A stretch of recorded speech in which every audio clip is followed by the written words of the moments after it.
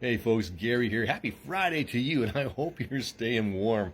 Man, it is cool outside or cold outside. I'm wearing the One Remains sweatshirt this morning, and, and I was wearing a hoodie and my parka and a toque and man, I was bundled up to take Cole outside this morning, and Cole's like says he wants nothing to do with going out there again. It was below -30 this morning.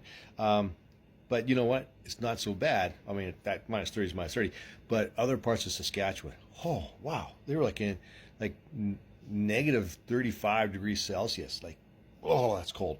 That's one of those things, right? When it's really cold, you look for other places that are colder. So you think, oh, it's not so bad here because look how cold it is there. Or in the summertime, if it's really hot, you think, oh yeah, but we could be living there, and that's even hotter. So.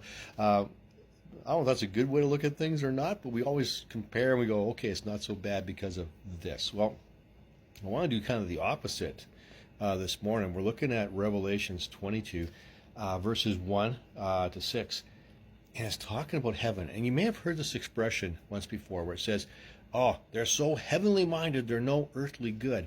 And the idea being that people are so focused on heaven that they don't contribute to life on earth. They don't help life on earth. Well, God's not telling us to do that.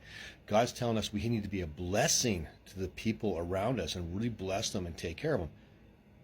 But there's nothing wrong with having your hope. We're supposed to have our hope in what's going to come. And because that keeps us going. We go, man, that's going to be amazing, right? I'm here on earth, but it's not my home. My home is going to be in heaven with Jesus, and it's going to be fantastic. And so we're looking at Revelations 22, 1 to 6, and it says this. Then the Lord showed me a river with the water of life, clear as crystal, flowing from the throne of God and of the Lamb. It flowed down the center of the main street.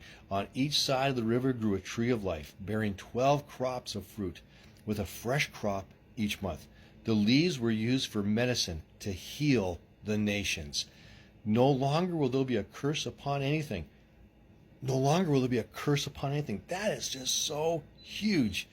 For the throne of God and of the Lamb will be there, and his servants will worship him, and they will see his face, and his name will be written on their foreheads. And there will be no night there, no need for lamps or sun, for the Lord God will shine on them, and they will reign forever and ever. Then the Lord said to me, everything you have heard and seen is trustworthy and true. The Lord God who inspires his prophets has sent his angel to tell his servants what will happen soon. So we read this and we go, man, that's my home. I can't wait to get there. Now, does it mean that we're so heavenly minded we're not earthly good? No, because God's called us to be a blessing to our communities and to our neighbors and the people around us, to bless them, to encourage them, to tell them about who Jesus is.